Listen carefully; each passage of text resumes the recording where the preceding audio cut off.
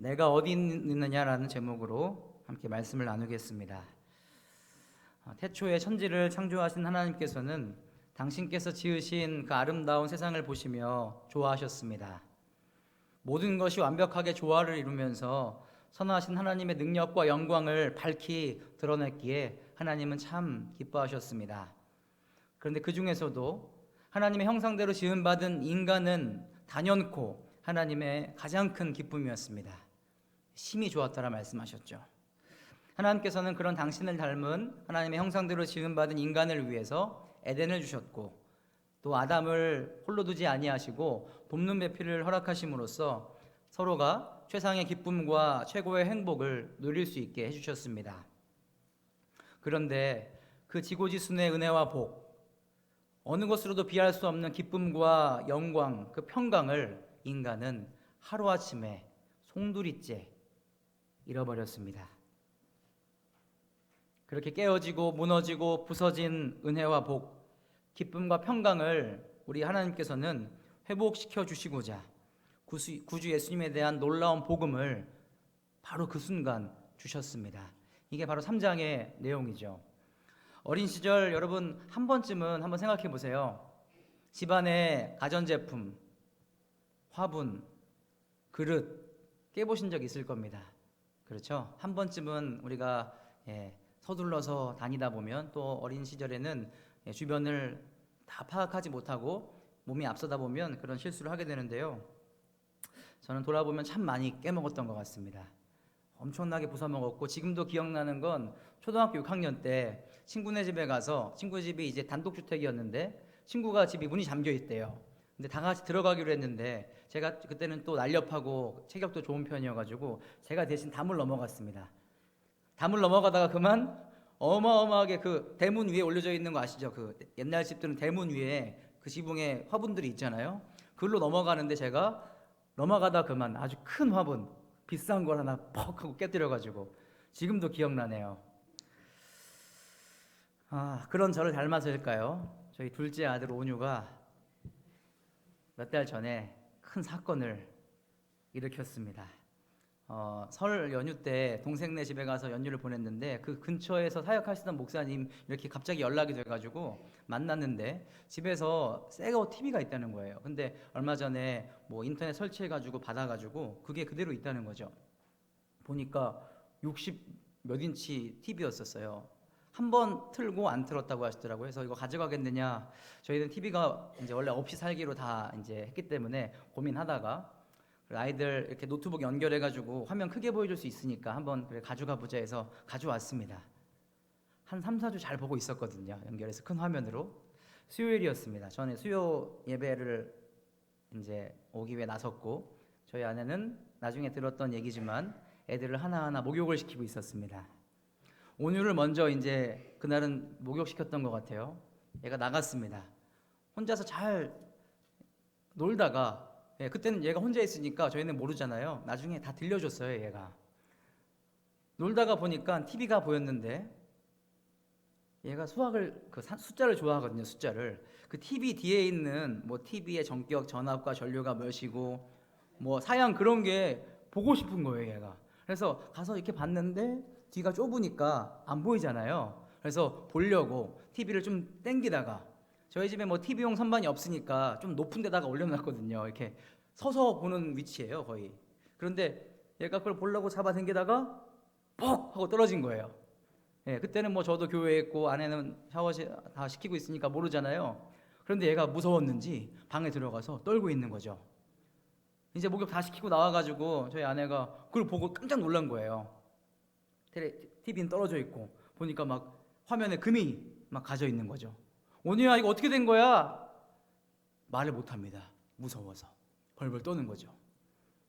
얘는 뭐 만약에 좀 더 커가지고 조금 이 지성이 더 발달했고 꾀가 있었다면 핑계를 냈겠죠. 이 무서운 마음에, 또 타락한 본성에 뭐 살짝 자기는 지나갔는데 갑자기 넘어졌다, 뭐 이렇게 얘기할 수도 있겠고, 뭐 다른 거 만지려다가 이렇게 했는데 살짝 이렇게 뭐 넘어졌다, 뭐 핑계 다 댈 수 있을 거예요. 근데 어려가지고 핑계를 못 댄 것 뿐이지, 어쨌든 얘는 지금 자기가 큰 죄를 범했다고 하는 사실에 두려워가지고 막 떨고 있었어요. 어떻게 다 그렇게 된 거냐 물어봐도 막 그냥 울기만 하는 거죠. 나중에 안정이 돼가지고 얘기해 준 거예요. 자기가 그 보려다가 땡겼는데 떨어졌다고. 여러분, 아담과 하와 한번 상황을 생각해 보세요. 아담과 하와는 하나님께서 금하셨던 선악과를 따먹고 그 즉시, 여러분, 그 먹은 즉시 자신들이 범죄했다는 것을 알았습니다. 큰일 났다. 돌이킬 수가 없거든요. 그리고 이내 죄를 지은 자신들이 남이 어떻게 볼까, 다른 사람이 날 어떻게 볼까 걱정되기 시작해요. 눈이 밝아져가지고 이제는 막 수치스러운 모습들이 보이기 시작하는 거였거든요.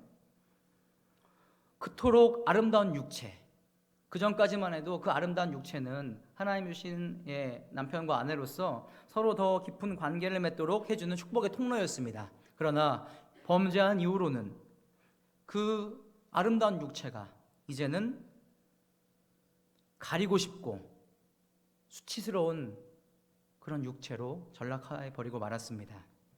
그래서 이걸 해결해야 되잖아요. 가장 좋은 수단이 뭐였냐면 무화과 나뭇잎이 굉장히 잎이 큰가 봐요. 전 보지 않았는데 주석에 보니까 이곳이 팔레스타인 지역에서 이파리가 가장 큰 나무 종류라고 하더라고요. 그래서 그거를 엮어가지고 치마를 삼았습니다. 여기까지만 딱 하고 멈췄으면 아마 하나님의 우리가 알고 있는 그 진노와 심판은 임하지 않았을 겁니다. 자신들이 범죄함을 인식하고 순간 부끄러운 마음에 그냥 무화과 나뭇잎만 이렇게 치마로 삼고 끝냈더라면 큰 심판과 형벌은 임하지 않았을 거예요. 그러나 그들은 하나님 앞에 더 가서는 안 될 곳까지 가버렸습니다. 그냥 그렇게 옷은 헤어입고 무서워서 막 떨고 울고 있었다면 끝났을 수도 있고, 혹은 하나님께서 오셨을 때 자초지종을 말씀드리면서 그래도 제가 죄인입니다, 잘못했습니다 했다면 참 좋았을 뻔했어요. 그런데 그들은 그렇게 하지 않았죠. 그러기에는 아담과 하와의 이 지성이 너무 탁월했습니다. 그 순간 핑계와 변명거리가 막 슉 나오는 거예요. 여러분, 머리 좋은 사람이 한번 획 변하면 사기를 어마어마하게 칩니다. 미련한 사람들은 사기를 잘 못 쳐요. 머리 회전이 빠른 사람은요, 교묘하게, 사람은요 아래챌 수 없을 만큼 사기를 치는 거예요. 아담과 하와는 그 순간, 짧은 순간에 이거를 이렇게 해서 변명을 얘기해가지고 떠넘겨서 해야 되겠다, 탁 된 거죠. 하나님 주신 탁월한 그 지성이 죄가 들어오자 범죄하는데, 핑계와 변명거리를 만들어내는 데에 그렇게 악용됩니다. 이 모든 걸 다 알고 계셨어요. 하나님께서 이 모든 걸 다 보고 계셨고 그들의 내면도 다 알고 계신 하나님께서는요, 아담과 하와를 찾아가셔서 말씀하십니다. 너 어디에 있느냐? 지금 아담과 하와가 에덴에서 하나님과 그동안 교제하면서 그들은 알았어요. 하나님께서 이쯤 돼서 이러한 현상 속에서 그들 가운데 나타나신다. 하나님은 영이시기 때문에 지금 이렇게 바람같이 이렇게 확 거니시는 그런 어떤 느낌을 받은 거죠. 그들이 싹 숨는 거예요. 하나님 이미 그들이 어디 있는지 아시고 거기 오신 겁니다. 나무 사이에 숨어 있는 걸 모르셔가지고 지금 이 말씀 하시는 거 아닌 거 우리가 알잖아요. 숨어 있는 거 뻔히 알고 무슨 일을 저질렀는지 다 알고 계십니다. 그런데 굳이 말씀하시는 거예요. 내가 어디에 있느냐?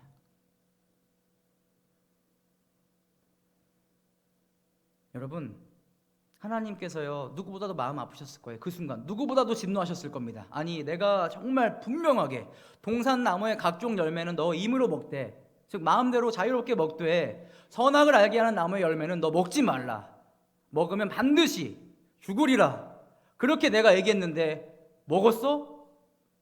하나님 그 순간에 아마 폭발하셨을 거예요. 왜냐하면 하나님은요 죄를 두고 참으실 수 없는 분이기 때문에 그렇습니다.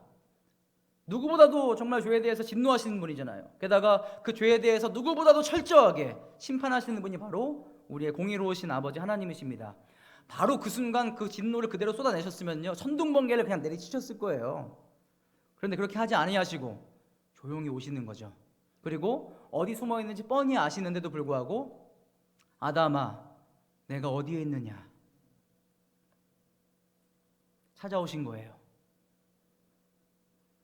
여러분, 아무리 부모가 여러 가지 부족하고 참 연약하다 하더라도 자식이 범한 죄, 여러 문제 다 수습해주고 싶어 합니다. 내 아들, 딸 참 못났고 자랑할 거 없지만 그래도 내 아들, 딸 잘못한 거 내가 어떻게 해서든 수습하겠노라. 그게 부모의 심정이잖아요. 지금 자녀된 아담과 하와의 그 문제를 수습해 주시고자 오신 거예요. 물론 엎질러진 물이죠. 돌이킬 수 없습니다. 그러나 불가능을 가능하게 하시는 하나님은요, 회복의 가능성을 가지시고 벌벌 떨고 있는 아담과 하와를 신방하러 오신 겁니다. 지금 내가 어디 있느냐. 여러분, 인간은 자신을 지으신 하나님 안에 있을 때라야 그 존재의 진정한 의미를 스스로 발견할 수 있습니다. 하나님의 형상대로 지음받은 인간은 하나님의 영광을 위해 하나님을 기뻐하면서 살아갈 때라야 진정한 행복을 누릴 수가 있습니다.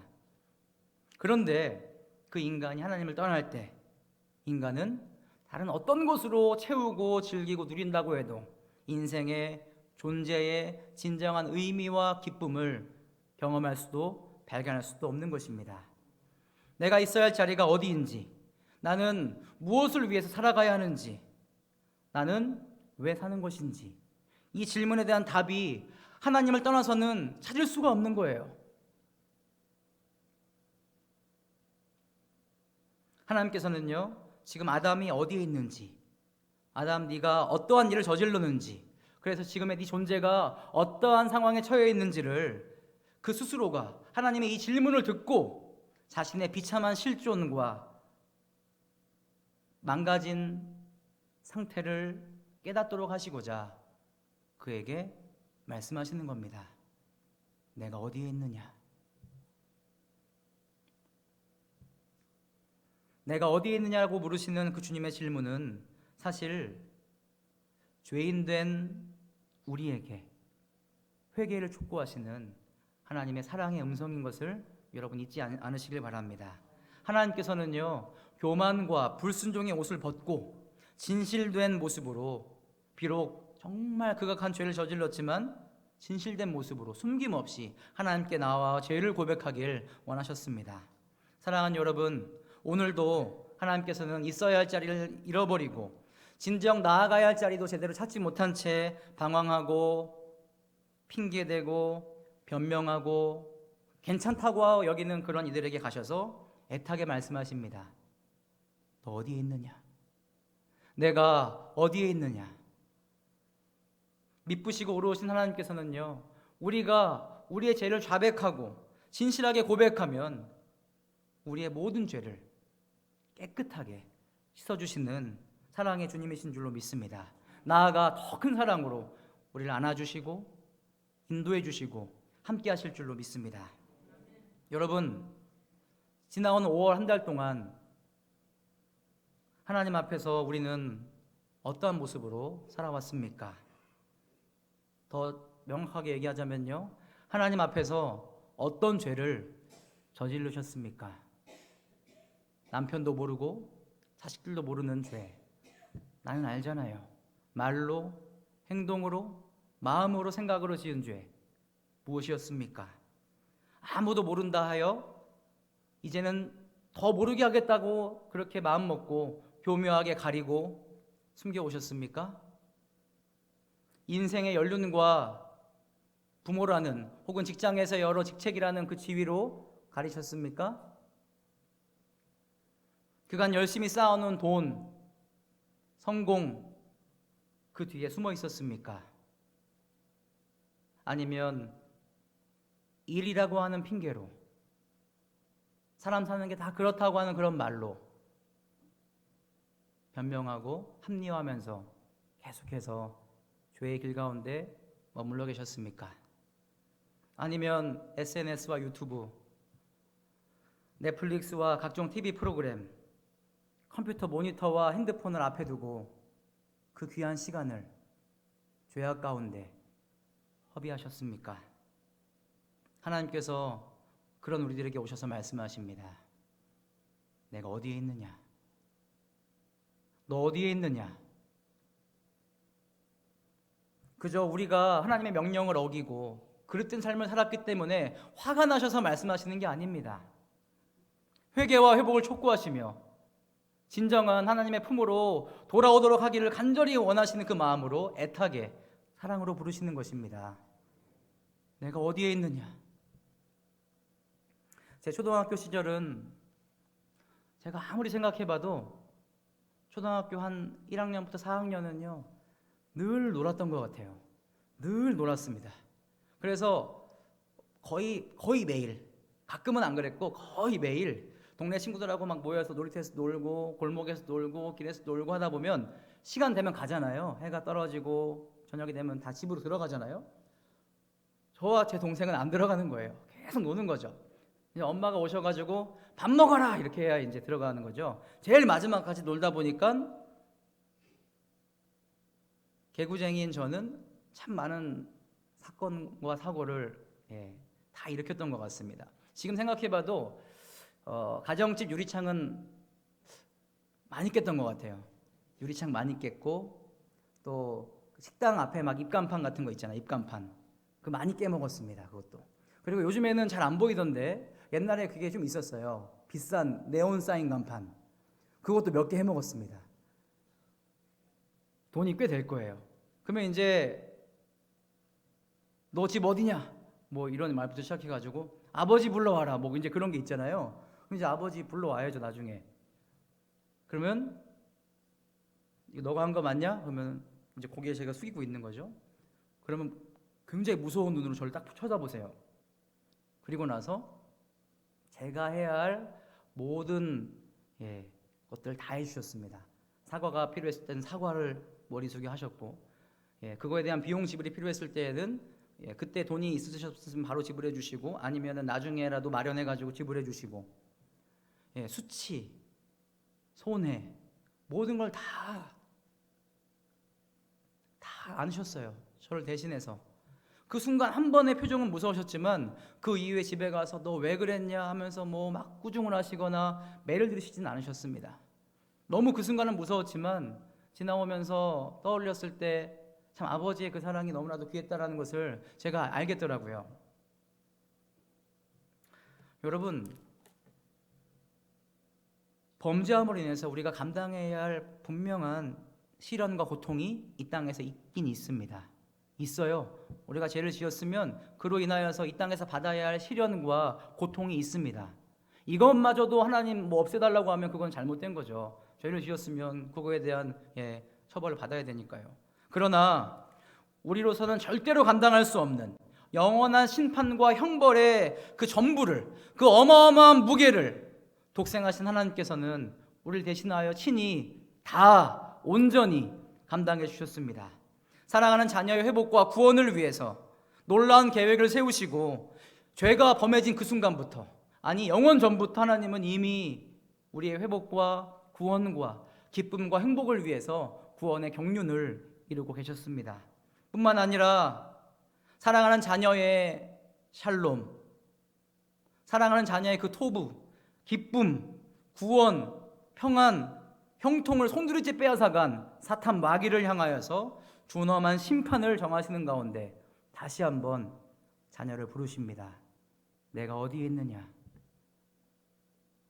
바라기는 분명 준엄하게, 위험하게, 너무나도 무섭고 떨리는 가운데 회개를 촉구하시며 엄정하게 다가오시는 하나님이시지만 그 다가오심이, 그 부르심이 우리를 살리시고자 진정한 구원과 회복을 이루시고자 부르시는 주님의 사랑의 음성이라는 사실을 여러분 잊지 마시길 바랍니다. 그래서 이제는 포장하고 가리고 내빼던 지난날의 어그러진 모습을 다 치워버리고 은밀하게 숨어있던 그 자리에 나와서 주님, 죄인 저기 있습니다. 저 여기 있습니다. 그동안 못된 것만 살면서 배워가지고 숨기고 가리고 포장하고 살아왔던 죄인 여기 있습니다. 성경 많이 알고 암송도 꽤 하고 기도도 많이 했지만 죄인 여기 있습니다. 이렇게 고백하면서 나의 의의나 열심, 세상에서의 어떤 평판, 인정, 직분 이게 아니라 십자가 보혈 아래 주님의 따뜻하고 안전하고 거룩한 그 날개 그늘 아래에서 참된 화평과 자유함, 기쁨과 형통 이 모든 것을 넉넉히 누리는 가운데 그 은혜의 힘으로 죄와 싸워 승리하고 유혹으로부터 이길 수 있는 저와 여러분 되기를 주님의 이름으로 축원합니다. 기도하시겠습니다. 오늘도